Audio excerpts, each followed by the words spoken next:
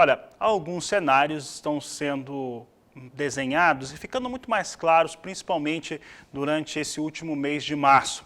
Um deles foi a de uma elevação para as escalas de abate das indústrias frigoríficas, tanto na média nacional quanto nos principais estados brasileiros.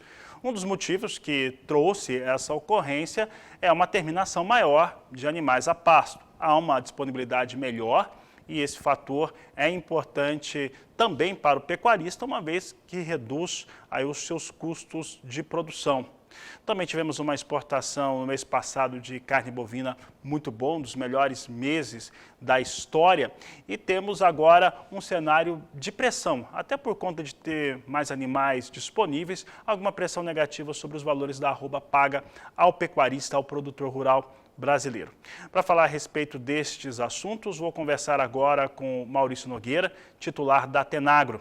Maurício, obrigado pela sua participação aqui no Agricultura BR.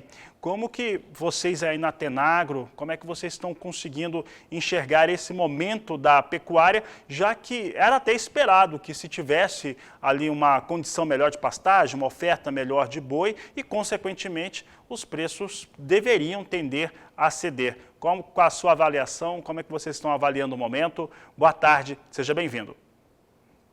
Boa tarde, Fabiano. É um prazer estar aí com vocês. Sim, a gente aqui na Tenagro, nossa avaliação é que nós temos uma pressão de uma oferta, ela é muito aquém do que a demanda, mesmo por momentos um aumento na produção, mas precisa ver ao correr dos meses, das semanas, se esse aumento se confirma. Assim, ele não vai ser suficiente para ceder os preços, porque a gente está num nível de oferta muito baixo, o mercado internacional continua importando, continua demandando, e mesmo com a crise afetando aí todo o consumidor, a gente acredita que nós não temos carne o suficiente para pressionar muito os preços. Claro que os preços vão oscilar, né, como a gente viu aí nos últimos dias, vai um pouco para cima, vai um pouco para baixo, é normal. Maurício, uma das coisas que a gente costuma falar aqui no Canal do Boi é que o mercado consumidor brasileiro, ele é um dos mais importantes do mundo, por conta do volume que é consumido internamente.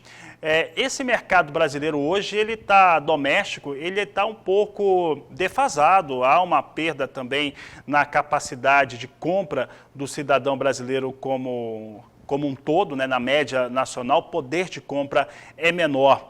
Quando tivermos, se é que temos essa expectativa, termos uma situação de cenário de melhor poder de compra, como é que deve ficar esse equilíbrio em relação à oferta de carne bovina, principalmente no cenário interno aqui no Brasil, já que, de certo modo, acaba segurando um pouco novas altas em relação à arroba do boi gordo e, consequentemente, em toda a cadeia produtiva? Fabiano, eu não acredito que a gente tenha hoje o poder de compra do consumidor não está interferindo tanto nesse momento na precificação. Eu, pelo menos, não acredito nisso. Se você medir, se você calcular por qualquer métrica, você vai provar isso. Você vai provar que tem uma queda no consumo e vai poder associar isso, correlacionar com a queda de poder de compra. A questão é, qual é a causa, né, dessa queda? Ela é muito mais explicada justamente pela falta de oferta. Então vamos imaginar o cenário que você falou, se o poder de compra do consumidor melhora, o preço da arroba continua firme, ele continua no nível que está, não tem, né, o espaço que ele vai aumentar ou cair, depende muito da oferta. Eu acredito sim num aumento de oferta para esse ano, nós vamos ter que reavaliar isso, né, nas próximas semanas, mas o preço de mercado hoje ele é muito mais definido pela nossa incapacidade de atender a oferta nesse momento. Então, veja bem que nós não tivemos queda brusca nos preços. Se fosse um problema de consumo, né, e o consumidor brasileiro, de fato, o mercado é muito grande, é muito importante, e a gente deixa no mercado interno 75% do que é produzido. Se o consumidor brasileiro estivesse refugando a carne por uma questão de preços, a gente não estaria conseguindo fazer os preços que nós estamos fazendo, praticar os preços que nós estamos praticando. Então, nós não estamos hoje conseguindo atender o mercado, tanto interno quanto externo, né, com uma oferta abundante, com uma oferta que possibilite, aí sim, a gente analisar se o impacto do poder de compra está sendo grande ou pequeno, né? Isso, na semana passada nós tivemos algumas pequenas reduções na arroba do boi gordo em algumas praças específicas, de acordo com os números que chegam aqui ao canal do boi. Esses números aí em recuo, né, e o pecuarista sempre olha o valor final, né, gosta de olhar o valor final da arroba do boi gordo, ele necessariamente representa margens menores, porque também, em teoria, por conta de uma melhora no cenário de oferta de alimentos, principalmente pastagem, houve uma redução, ainda que possa ser leve, uma redução também nos seus custos de produção. Como é que hoje o pecuarista precisa ver esses seus custos de produção frente ao valor final da arroba? Bom, Fabiano, a gente sempre recomenda que você acompanhe por períodos o custo, né? Então não é uma variação no mês que vai alterar. O fluxo de caixa financeiro, né? O fluxo de caixa, né? Na verdade, a análise financeira, sim. Né? Se você vende um animal que você planejou, né? Que nem aconteceu em outubro do ano passado, você tinha toda uma estrutura preparada, um custo de confinamento já assumido, e de repente o boi cai no momento que você espera. Então aquilo foi um resultado muito ruim para quem tinha boi para vender naquele momento.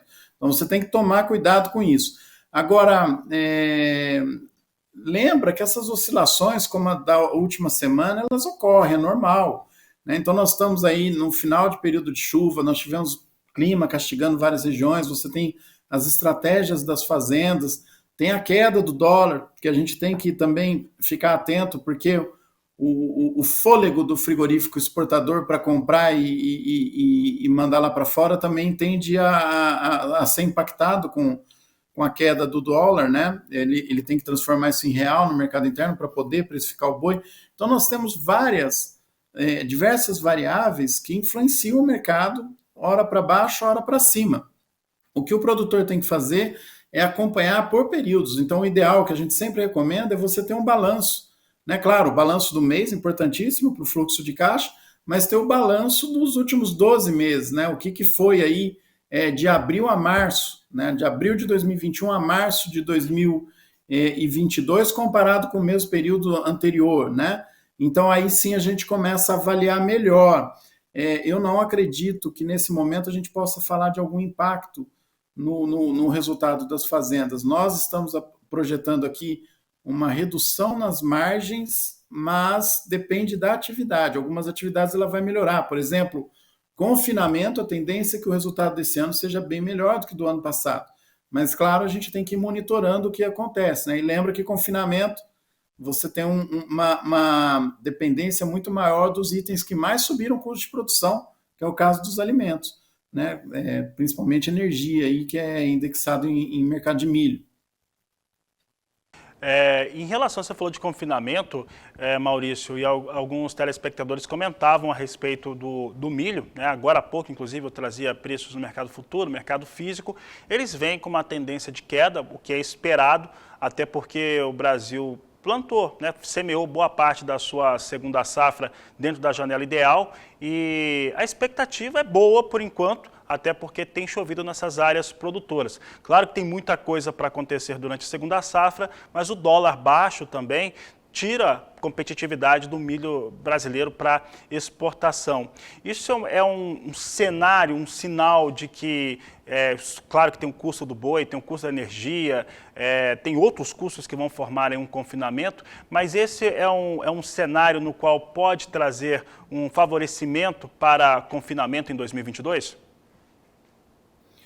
Não, o cenário, eu acho que não, o caso do dólar, por exemplo, Fabiano, eu acho que ele não vai alterar por uma questão de fundamentos. Ele altera lá no mercado futuro, isso permite você ter as decisões mais bem organizadas, né? Você trabalha com um pouco mais de segurança, né? Tanto o produtor de milho, segunda safra, como o confinador, mas Olha para o cenário internacional, né? O tanto que nós vamos vender de milho independe da cotação do dólar, pelo menos é a minha opinião, claro, né? A gente sempre vai revisando aí, analisando todos os fatores, mas nós temos um mundo inteiro querendo recuperar a produção de proteína que está defasada, né? Nós ainda não recuperamos o total que deveríamos estar produzindo desde 2019, né? Que foi a crise lá da peste suína africana. Então, o mundo todo quer o milho, quer a soja, e você tem aí a questão da guerra entre Rússia e Ucrânia. Então, se o dólar tiver R$ 10 ou R$ 1, eu acredito que a demanda pelo milho vai ser a mesma. O que muda é a remuneração, aí sim. Então, às vezes, a gente fica muito pensando no câmbio como uma questão de quantidades que vão ser movimentadas. Eu acho que isso não altera, Fabiano. Então, em termos de custo, para o produtor brasileiro, eu acho que não é o dólar que vai mudar o tanto de milho que sai. Ele tem que ficar de olho nas safras e na oferta de todos os países. E isso parece que está mais ou menos dado já no cenário atual.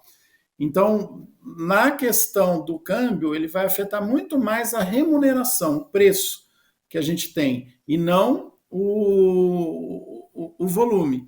Então, se nós vamos continuar exportando em reais, o preço do milho vai manter a mesma disponibilidade que está sendo esperada, de acordo com o cenário atual, que é um cenário que fica mais focado em analisar a demanda, né? Quanto que vai precisar de milho lá na China, quanto que vai precisar de milho na Europa, nos Estados Unidos, quanto que vai produzir cada um desses países, e em que mês esse milho vai ser vendido, vai ser negociado, comercializado.